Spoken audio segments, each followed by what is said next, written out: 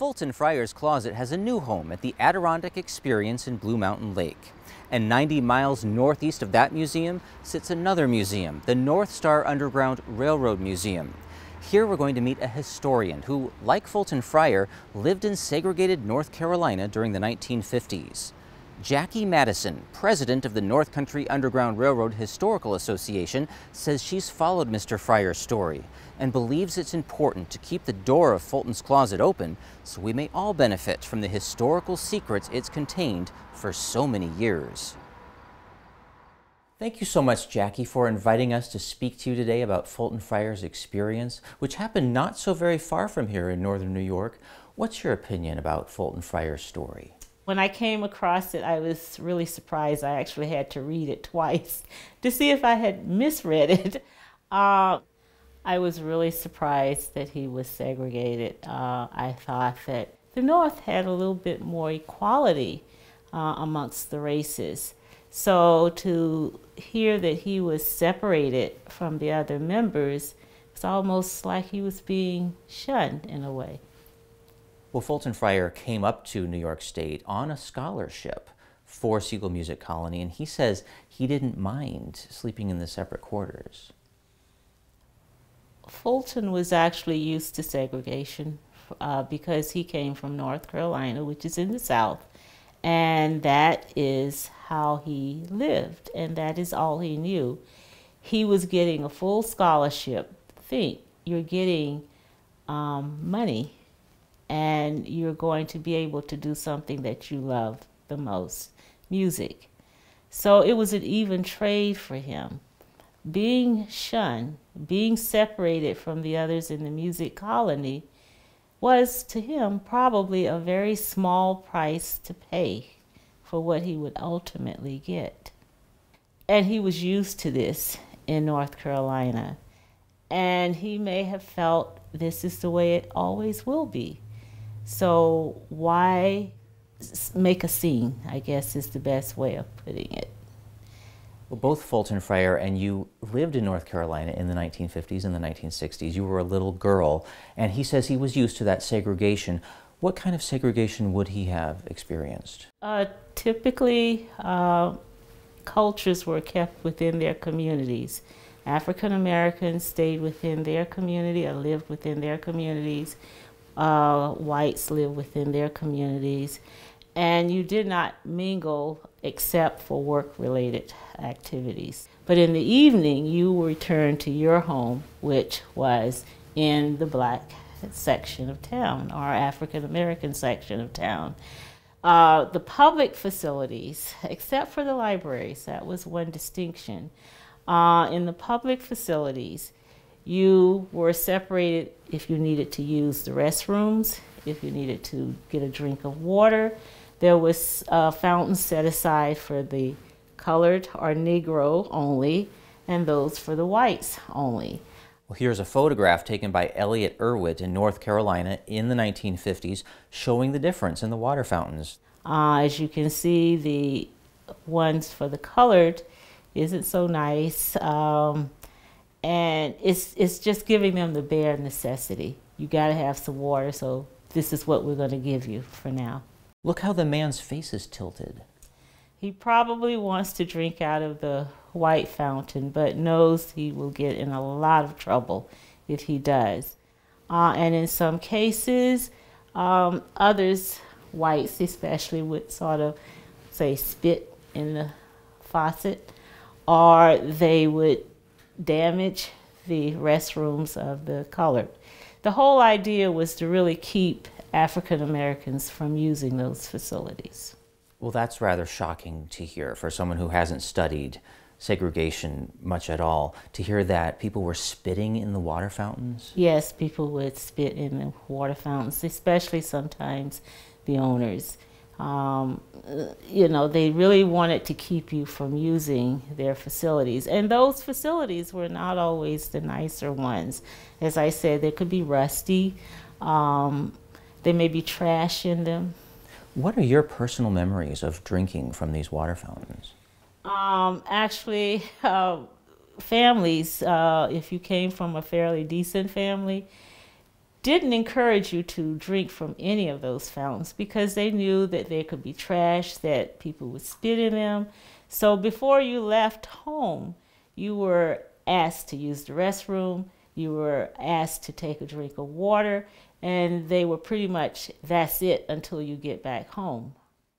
And how about going to a restaurant? Most African Americans did not attend restaurants. They avoided those. Neighborhoods would have block parties. Families and friends would do barbecues in the backyard, and that was considered eating out. If you went to a restaurant, typically you would have to go in the back or side door, and then you were seated in not a very receptive area. You might be near the restrooms. You might be near the kitchen area, so there was a lot of in and out traffic as they were bringing food out to the others. And it was usually fairly noisy. In some cases, if you went into a smaller rural area, you might be asked to sit outside. They would bring the food to you. Where would you sit outside? They might have picnic tables, or if there was a tree stump, you could sit on the tree stump, or those types of places. How would that make you feel? Well, you sort of felt shunned, like you were not really a part of society, that you were separated, that there was something different about you. And you were very young at the time. I was very young, and a lot of parents would try to shield their children from this activity. That was the reason to encourage or to make kids go to the bathroom before they went somewhere, and to also encourage them to drink before they went anywhere so that they could at least wait until they get home. Well, how successful were your parents at shielding you from this? Fairly successful. If I had to go, they would say wait, and then they would go into the restroom and sort of do some things to make it a little better.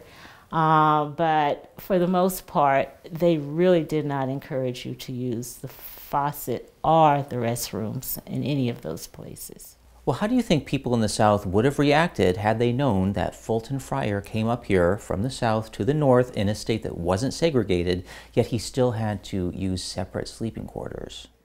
I think from the whites that would have been acceptable, but from many African Americans, they would have been surprised. Growing up in the South, we just talked about equality for all races in the North, and we thought the North was more progressive in that as opposed to the South. So I think to many African Americans that would have really been shocking. I think the mentality at Siegel at the time was they were appeasing some of the students at the colony who came from the South. That's a possibility. And those students would have felt that they should be separated. That's how they grew up in the South, and they were not going to share their quarters with an African American. Well, there's so much to learn from this, even today. What do you think of Fulton's Closet as a museum exhibit? History is here to sort of help us to not make mistakes that we've made in the past. I think his closet represents what the 50s and 60s stood for and why we should not repeat that again. And it helps us to understand that even though the South was considered the more racist of that part of the country, that there was racism throughout. And so you cannot segregate racism to a particular area. Well, what do you think of Siegel Music Colony and the Adirondack Experience for partnering up and sharing Fulton Fryar's Closet with everyone? I think they want to make sure that that piece of history is known, and I applaud them. The Music Colony for actually sharing that and for actually having a place to put it. So it's a good collaborative partnership, I would say. Well, what if Fulton's Closet had simply been torn down at Siegel and not a word said about it? What would we have lost? you would have lost that piece of history. You have lost what the North stood for in that period. To say that in some ways they sort of bowed down a little bit to the South and allowed the South to have their say in their region. And it would have allowed it to continue, I think. It would not have been a place to learn. You would not have learned anything. And when you destroy history, especially history that's negative, we will repeat it. Jackie, thank you so much for sharing your insight with us. You're welcome. I've enjoyed it. And I certainly would encourage everyone to take a look at that closet.